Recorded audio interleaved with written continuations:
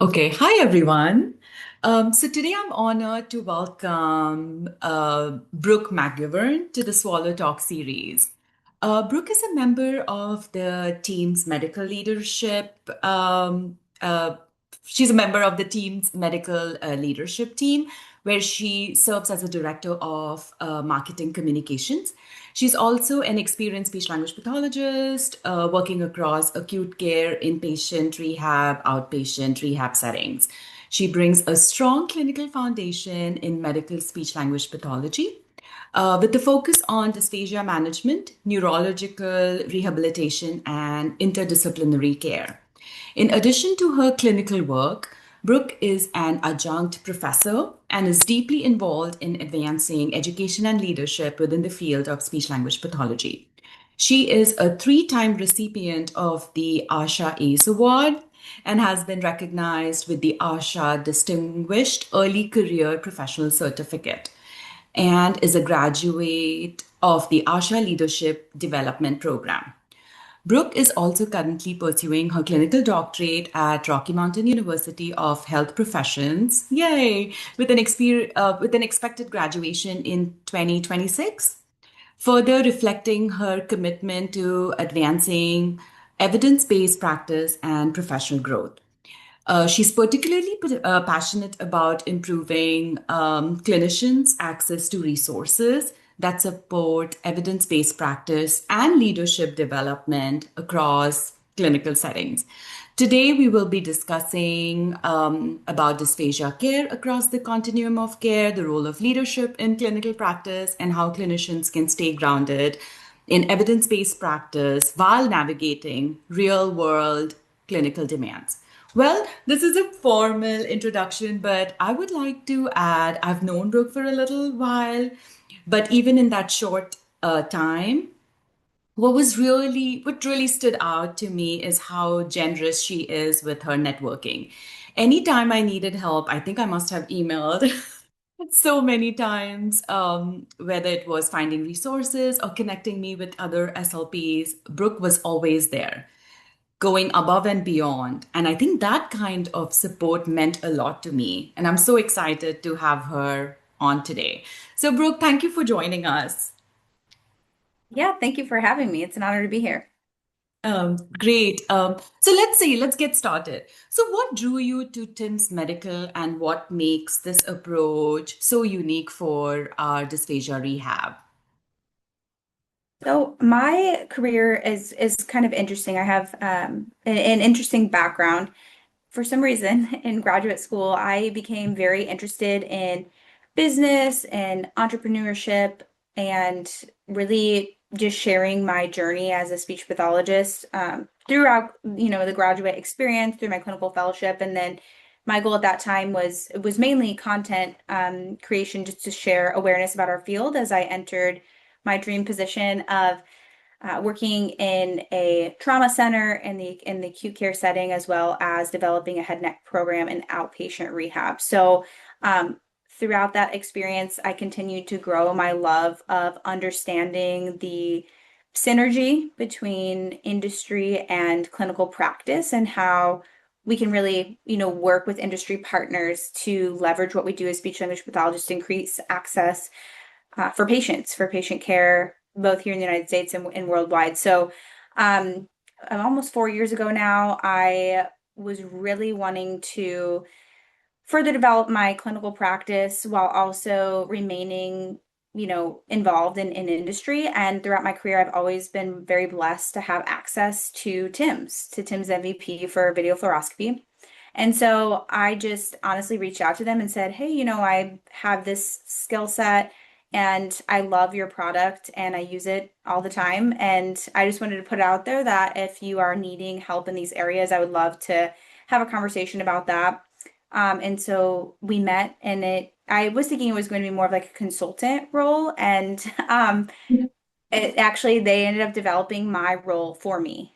So it's been a really awesome journey. I know not everyone gets kind of an inside view of what it looks like to work in industry or to work with industry partners. I could say firsthand, obviously I'm biased because I do work at TIMS, but they are extremely supportive when I began those discussions with them about consulting, and then it transitioned to a full-time role. I said, I would love to do that. I also have these passions for teaching, and for clinical practice, and I want to make sure that I'm able to still honor those things. That's why I became a speech pathologist, was to help patients. So they were totally cool with that. They were very supportive, and they've remained supportive over the past 4 years through moving to different states and having jobs within different, multiple hospital systems. They've been totally supportive the whole time, which has been phenomenal.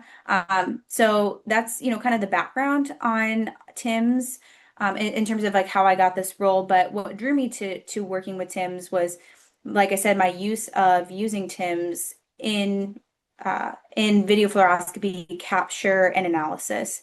I'd seen in my own practice how it was so helpful in terms of workflow and efficiency, and I had also seen the things that they were doing at that time to help advance quantitative analysis in video fluoroscopy, because I'd had the opportunity to connect with them at ASHA and see some of the new features that were going to be in their software upcoming, that next year. So I just thought that that was really amazing, because so much of what we do is subjective, and they were helping us move towards the addition of these objective metrics that can be challenging to do in clinical practice, as we all know.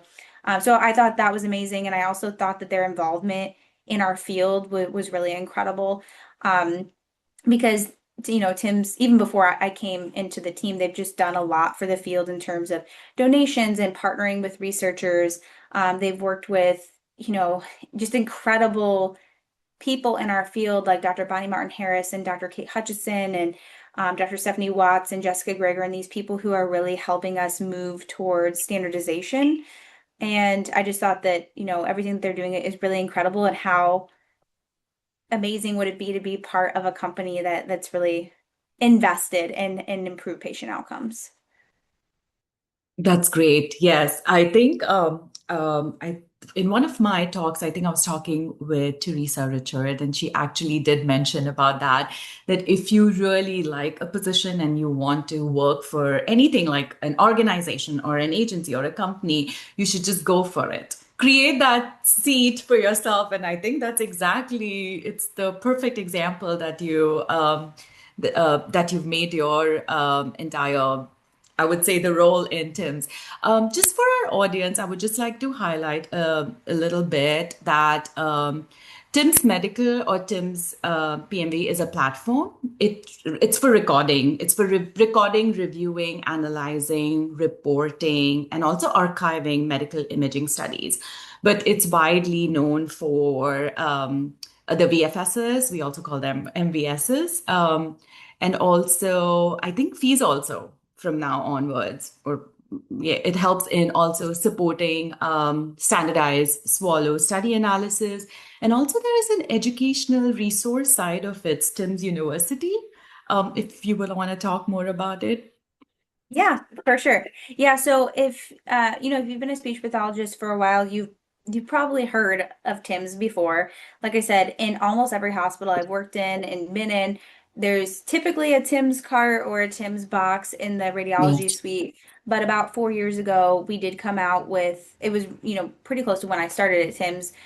We came out with an advancement for the software to allow it to capture and record and allow us to analyze fee studies. And why that took a little bit longer to develop was because our engineer team spent about 10 years advancing the software to capture that, because this gets a little bit into the nitty-gritty technological talk. But in video fluoroscopy, we're looking at DICOM files versus with endoscopy, the files are typically MP4.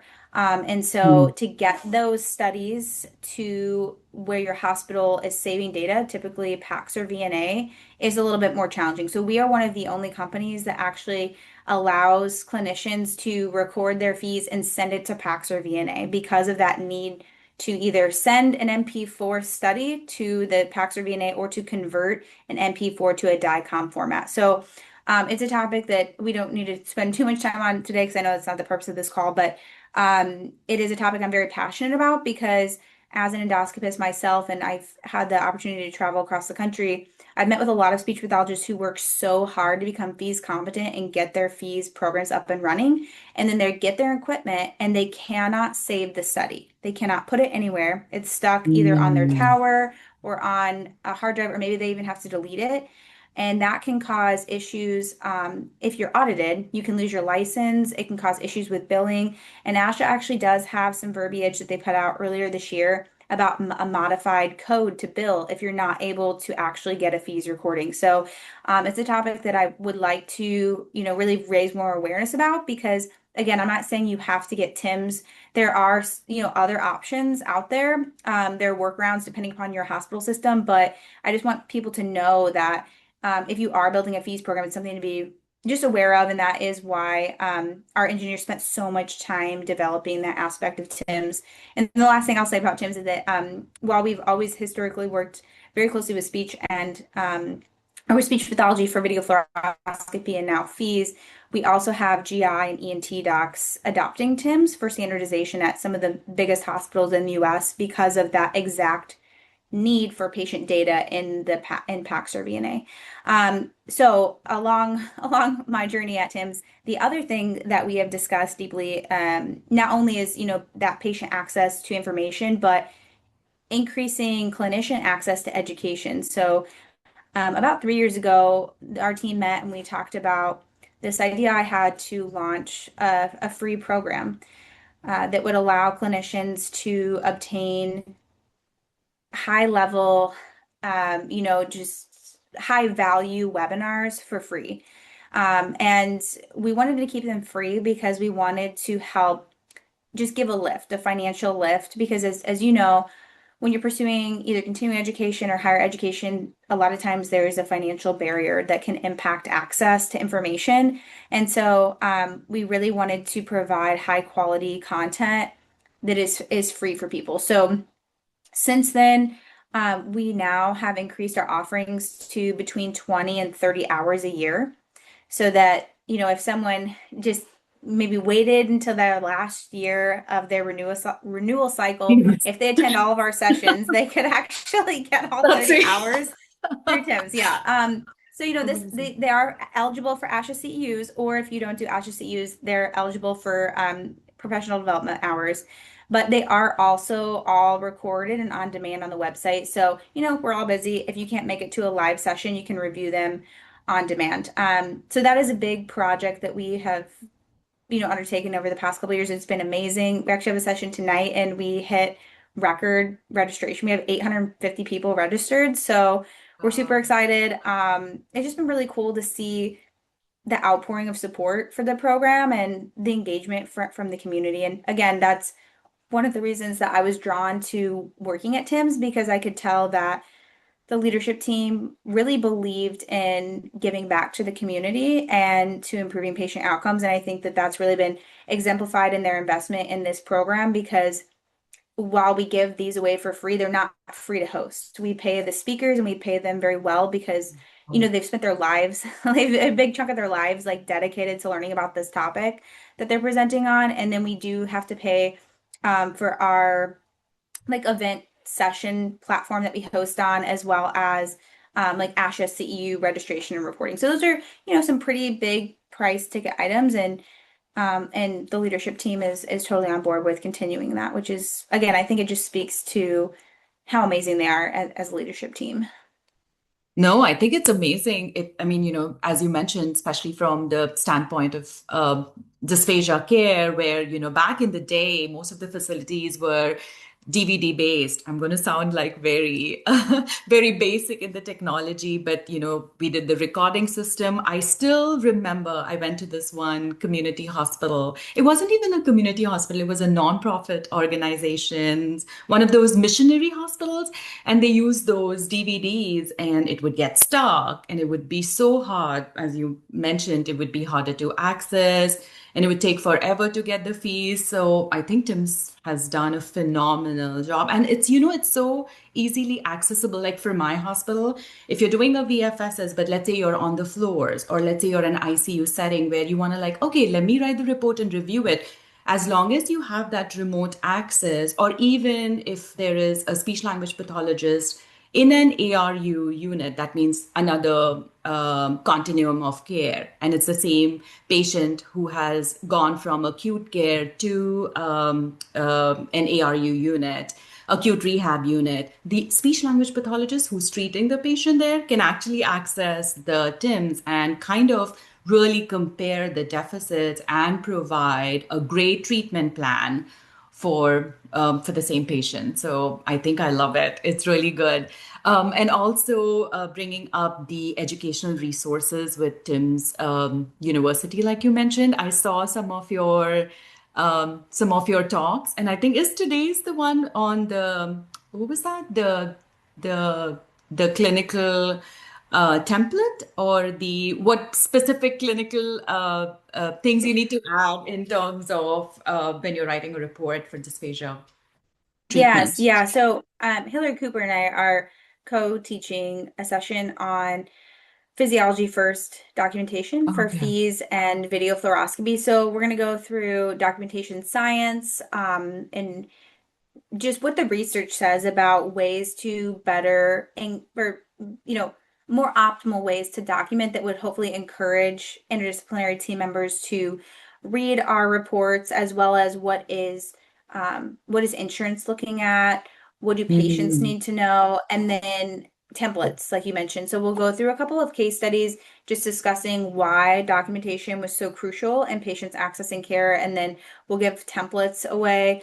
This is in honor of Dysphagia Awareness Month. Mhm. So Hillary, I'm not sure if you're familiar with her, but she has a lot of incredible resources on informed consent and how to document that as well. So all of those templates for fees and Mhm. informed consent will be free. And then, like I said, I'm kind of handling, I do fees and MBS, but for this presentation, she's going to be mainly showing fees and I'm mainly going to be showing MBS. But all of those resources will be free for the next 7 days for anyone to download. So I'm really excited. I think this is it's such an important topic, and it's hard, as someone who practices clinically, like it's hard to balance all those things. Like I'm writing this for the physicians, for the interdisciplinary team overall, for payers, and for the patient. And I'm also in the back of my mind, like trying to balance productivity. I mean, we're all walking through this together. So that's why this webinar was requested, and Hillary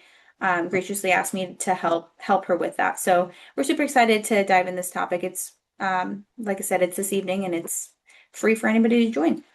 Oh my goodness, congrats for that step. That's it's amazing to, I think clinicians would really they would benefit a lot, and it's a great task. Actually, in one of my earlier conversations I had with Chantal Hutchinson. She's from Australia, and she developed two VFSS templates. And she kind of said what exactly in specifics you need to really write. And it should be more like a template. So it's easier for clinicians because they don't want to be spending 2 hours, writing the clinical findings and just having such a robust, like you're not showing your expertise there, but you want to have the specific content that would be helpful for patient care and for treatment. So I'm looking forward to that.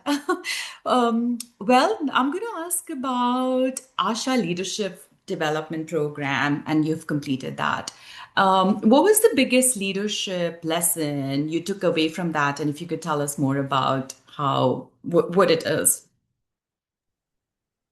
So there are actually two different tracks for the ASHA Leadership Development Program. I was in the general cohort, but there is like a healthcare specific cohort as well.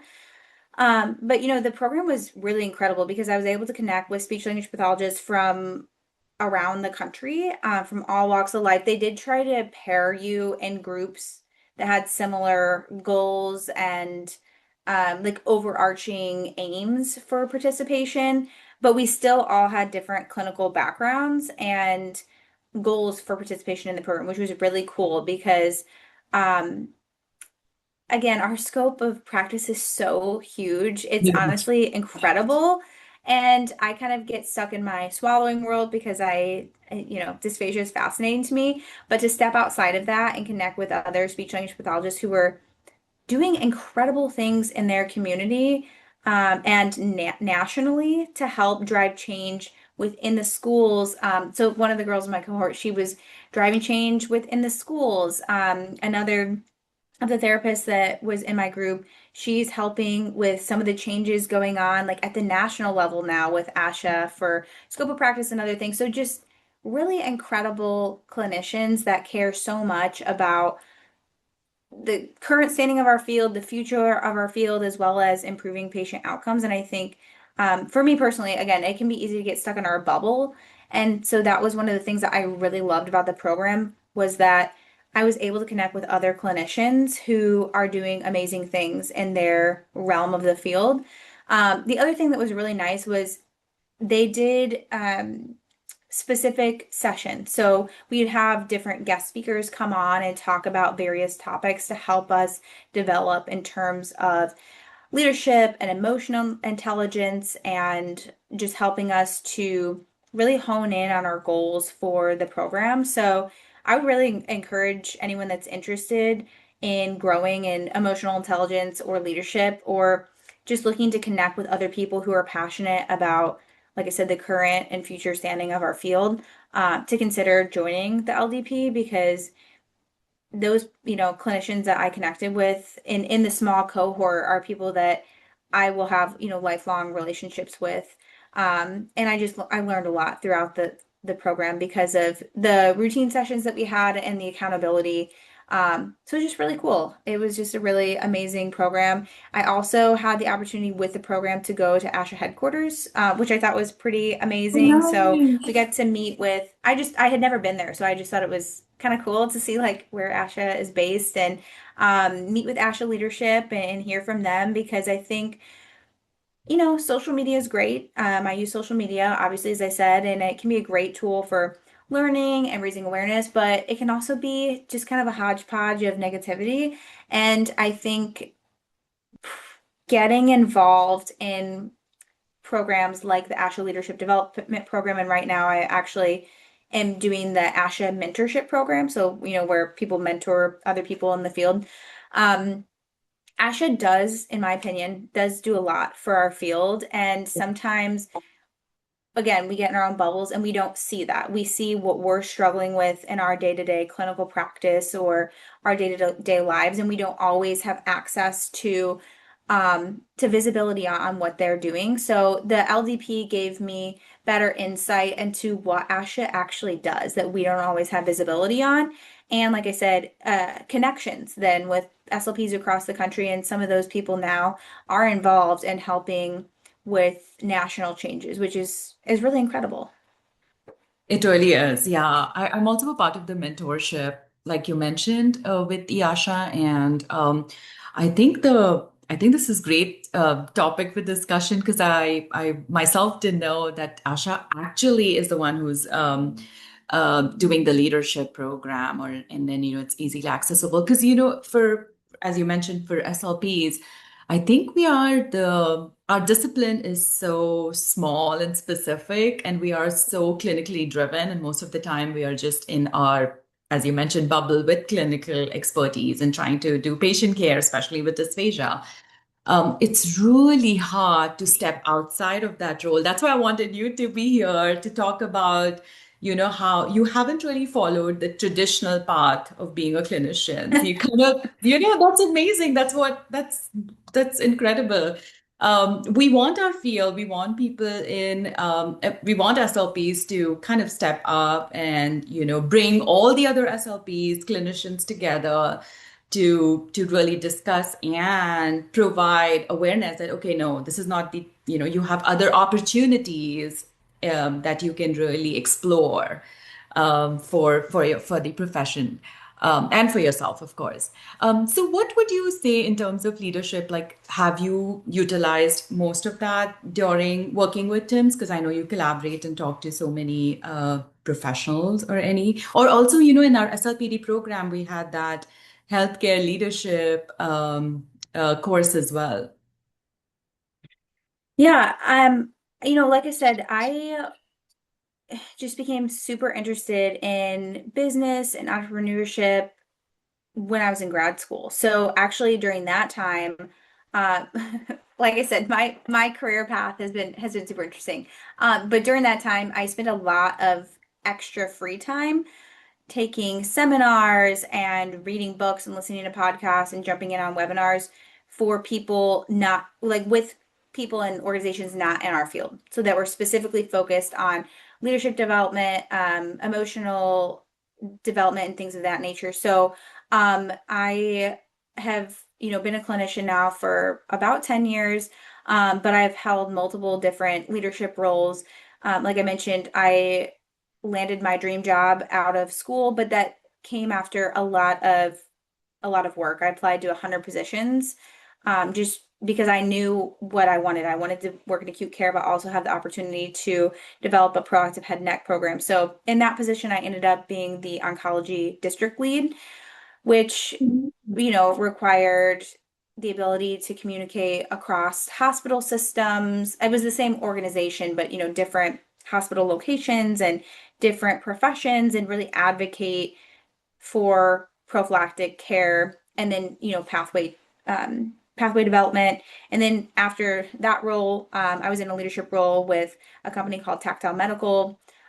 So I had an OT counterpart, and we traveled most of the United States for 2 years working on proactive head neck cancer program development with um, huge oncology organizations throughout the United States, which was really cool. And that role allowed me to collaborate with SLPs, OTs, otolaryngologists, radiation oncologists, like all over the country, and help work on a randomized control trial study on internal lymphedema, and really learn about the payer system in Nice. this country and how we can improve patient access to care. So that was really cool. And that role helped me understand the value and the benefit of objective data, and why objective data is so crucial to patient access, which again led me back to TIMS and why TIMS is so beneficial, because you can use TIMS to provide that quantitative data when you are performing MBS and fees. So anyways, I've done that. I've worked with a couple of other big companies, and then I started a program called Servant Leadership a few years ago. That is a free leadership development program. Typically, we would run it for 12 weeks, and anyone could join. It was free to join. And similar to Tim's U, we'd have a session, once a week for 12 weeks where an expert in the field would come on and provide a guest lecture for 60 minutes. And then we would also have a private group chat and Facebook group so that people could get that mentorship and collaboration. And I developed that with my friend Kate because we saw at that time there was a huge need for free resources and free leadership development programs, because the programs that were being offered, this was at the height of the pandemic, they were very, very expensive. And in my own personal experience, I know that my opportunity to work with patients and work in my various roles was limited because of COVID, because of travel restrictions and things of that nature. So, and even just outpatient services, were the access was different at that time. So that's why we started that program, because we saw a need in the field and we wanted to help address it. And we didn't really know what we were doing, but I just remember I was sitting in my closet, putting away laundry, and I called my friend Kate. I'm like, this is a problem. Like, this is a problem. People want to be better. They want to provide better care and they want access to this, but these are all the barriers I'm seeing. And she was experiencing the same thing. I'm like, why don't we just do something about it? So we launched this Nice. program, and Oh, I think cool. we've had about 400 people go through it. And I say we had past tense because after I had my daughter 2 years ago, we paused on it. And now, I do think that a lot of people have recognized the need for accessibility. So there are a lot more free options. So that's why I haven't relaunched it yet, just because there's a lot of opportunities now, which is great. Very But available. I just think to your point earlier, like if you see something that you want, like if you see a need in the field or you see a role that you want or you think you could create, like just go for it. You don't have to have all the tools to be ready. all we had was the cheapest Zoom account and some passion, and we knew some That's what I people. use. Um, yeah, and that's it. Sorry. And we launched it. And we legitimately had people from Pakistan and Iran and Ireland and all over the United States like join this group. They're logging on at, 2 a.m. their time zone, some of these people, and people from India. Like it was just so amazing. And I don't know. I just, even with Tim's U, we see that. I think it just speaks to the people in our field want Yes. to do a Yes. good job. Like we want to provide good patient care. But obviously everyone's dealing with a lot of different challenges in personal and professional life. So how can we, those who have, how can we give back, basically? Yeah. Sorry, I Giving kind of back got to off the on a rant there. I don't know community. what your original question was. No, I think it's beautiful giving back to the community because yeah, we've all gone through, working in clinical care and it can be stressful. I won't deny that fact. It gets harder. There are days where it's so stressful and you can really get spiraled into thinking, getting more negativity and kind of like really being complaining about it. But, to kind of like see from a neutral perspective and from a holistic, approach, taking, a backseat, I was like, okay, so let's find solutions. Let's come up with what we can do. And also, I personally feel if you've gone through that, I've gone through that, there are so many other SLPs in our who have gone through that. So that creates a need, that creates why, the leadership program is really important for us. Well, I have another question for you on that. So, with you've been passionate about evidence-based practice and connecting clinicians to the resources. I was a part of it. I wanted to have that, build that connection and see where I can go with what I wanted. So, how can busy clinicians stay current in researchers or without feeling overwhelmed? Or, as you said, there are so many opportunities now available. So, how would clinician really pick and choose that? Okay, I can, this works for me. Yeah, that's a really great question. And again, in the age of social media, I do think it can be overwhelming Yes. because, you get online and depending upon your algorithm and who you're following and what content you're consuming, that's going to dictate what you're seeing. So I do think it's important to set boundaries. I know I've had a few friends that are totally off social media now, or they go through breaks. For me personally, I try to turn my phone on Do Not Disturb and I block social media from Friday to Sunday, just to give myself that break because it is good, I think, it's like an easy way to consume content is social media for sure. But with that, of course, you have to look at the integrity of the post and the content that you're consuming. Is it backed by research? Where are the citations? And look at the research too, like don't just, okay, they've got something in APA, like it's probably accurate.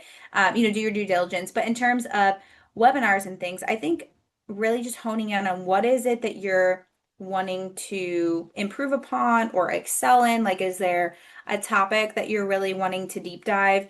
Like I mentioned, I'm very interested at the moment in patient accessibility of their protected, you know, information and how data is shared, as well as addressing the speech pathologist side of it. How can we do our due diligence while also respecting the fact that we're also humans. We also have other things that we're doing. So how can we expedite this? So a lot of the content that I have been consuming lately has been focused more on those topics. So I think just trying to, you don't have to learn it all today. Like you don't have to Yes. sign up for every webinar just because it's free. Really just trying to be protective of your time because again, I say this as somebody who I used to not allow myself to listen to music in the car. I would only listen to educational podcasts.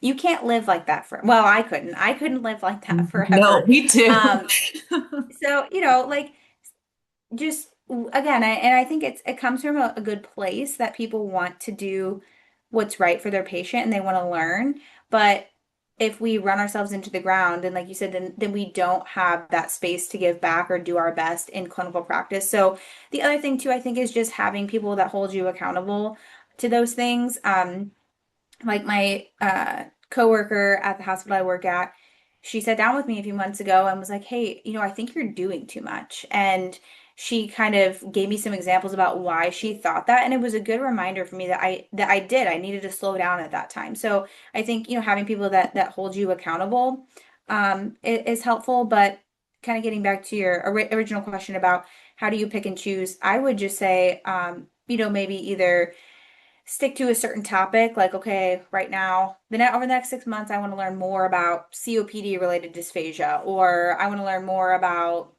fees analysis, whatever it is, and try to mainly only consume content in that area. Or, if you're super busy and you have a variety of topics you want to listen to, maybe you say, okay, Monday through Friday, on my way to work, on my way home, I'm listening to educational podcasts, but weekends are my protected space. But again, with anything that you are consuming, just making sure that you're aware of who is providing the content and what are their credentials, because there's a lot of people saying a lot of things on social media. And again, it's great, it increases accessibility, but it's also easy for everybody to have a platform. And so that's why I think it's important that you're looking at the quality of the content that you're consuming. So for anyone, because again, I know there's a lot of discussion about like CCC maintenance and other things. I will say that as the person that does the ASHA CEU administration for TIMS, there are things that ASHA looks for specifically, and different like quality control measures that they're looking for. So, I think you could look for those different things, like, is this organization accredited? If if they're putting out content, do they have information about like the speaker's background, their disclosures, what are the learning objectives? Like, taking Right. just the couple of minutes to look at that's going to help like, is this relevant to what I'm doing? Is this like going to be a good use of my 60 to 120 minutes, or could I be doing something else? That's that's exactly correct. Yeah, because social media is bringing so much. It's like a wide open pool of information, and it gets really hard. But yeah, having that, checking the credibility for yourself and also the research, like you mentioned.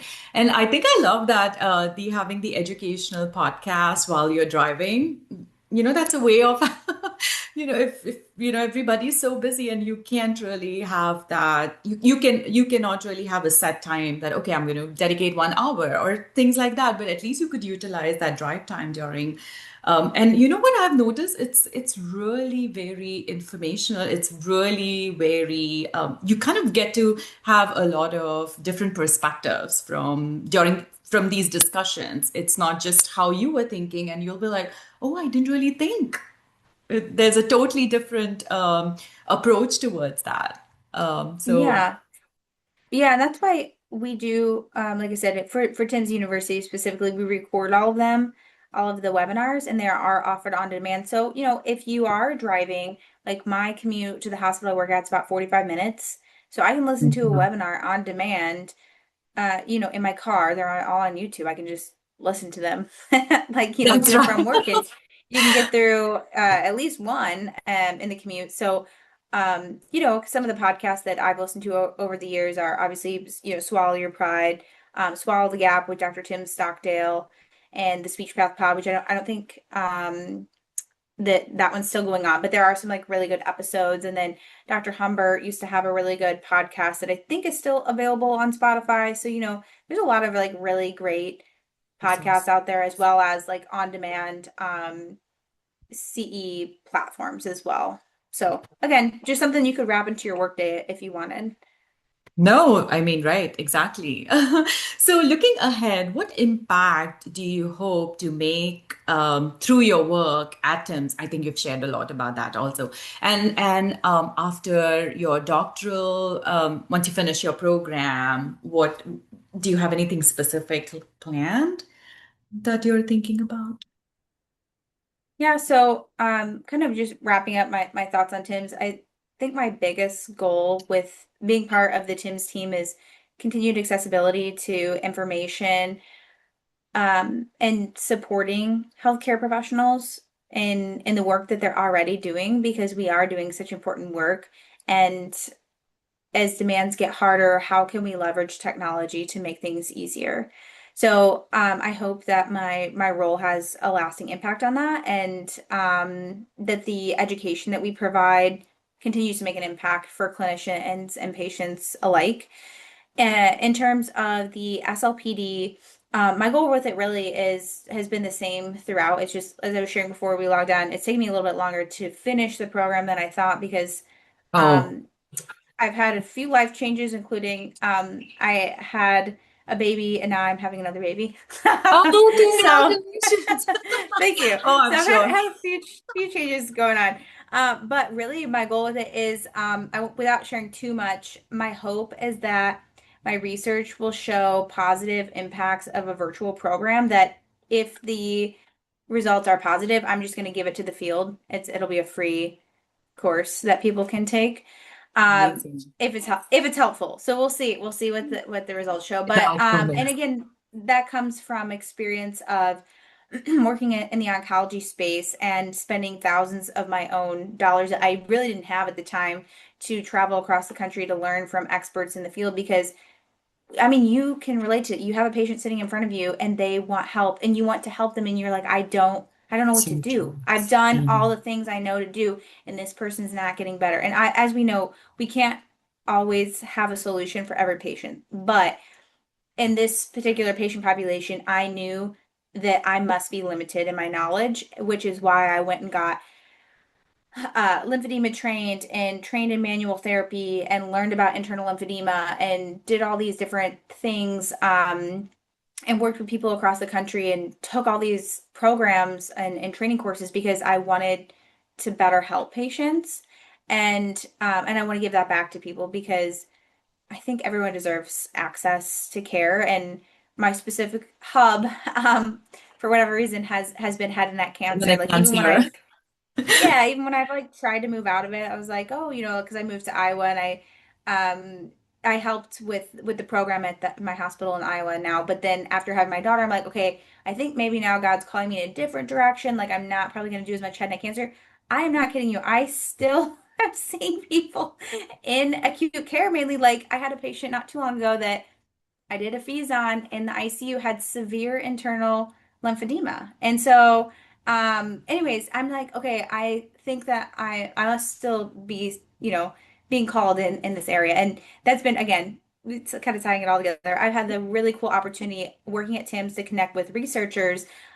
Going back to the comments about accessibility, Jessica Greger is another person who does a lot with head and neck cancer. And she reached out to me a few years ago, like, how do we increase accessibility of advanced pneumatic compression to address internal lymphedema?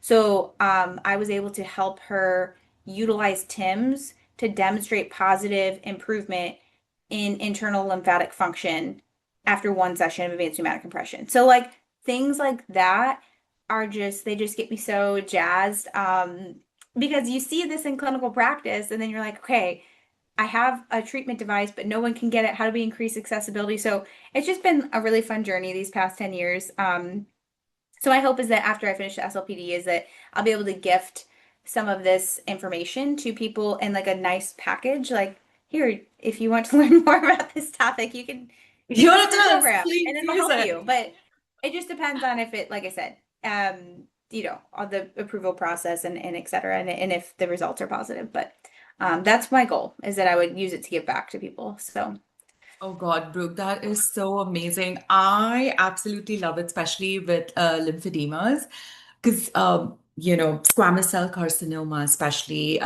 posterior base of the tongue, and the VFS's involvement, the objective measures. Because I clearly remember I had two patients, and their VFS's were so different within 2 months. And I was like, am I seeing the same? For a minute, I had to really go back to the data to kind of see, I could be like technically mistaken that I hope I'm not accessing somebody else's patients, the prior VFSs. Because, with the edema, the erythenoids and everything was so swollen. And there were like frank penetrations. And also for me, I don't see it on an everyday basis, despite of me working in trauma hospital. The impact of when I read more about the research, the posterior base of the tongue, if patients have a severe involvement, cancer in those areas, every VFSS picture can be so different. One can be so different than another. And also, as I mentioned, to analyze it, it took me a while and I had to like kind of reach out to a few of my other mentors to kind of see if I am really seeing that correctly and how should I document it. So I am so thrilled and excited because this is a very, very niche and specific area. And we would love to get resource from that. And if it can be easily accessible and oh my goodness, thank you for doing that. And giving back to the community, I think that's basically what my whole I mean it really comes from my heart that this is what I feel that I've done. That's why I brought up Swallow talk series, and you mentioned the basic tools like Zoom, and now I have started to upload them all on YouTube because I talked to Dr. Steele, and she was like, I think it would be more easier because initially I was doing it on my Instagram, and then they were like, no, people need to actually have a login for Instagram. You need to have a profile for it. But if you just put them on YouTube, anybody can just watch it. I can just share it because I don't want to keep sending those. So I was like, I think that's a really good suggestion. So yeah, amazing. And thank you once again for all your expertise, especially, leadership and speech language pathology. That was a beautiful and a big takeaway for all my audience, and I think for me too. And I wish you good luck with all the endeavors, including the with the SLPD, and good luck with your final defense. And hopefully it would just all work out. Thank you very much for having me. I appreciate it. Thanks.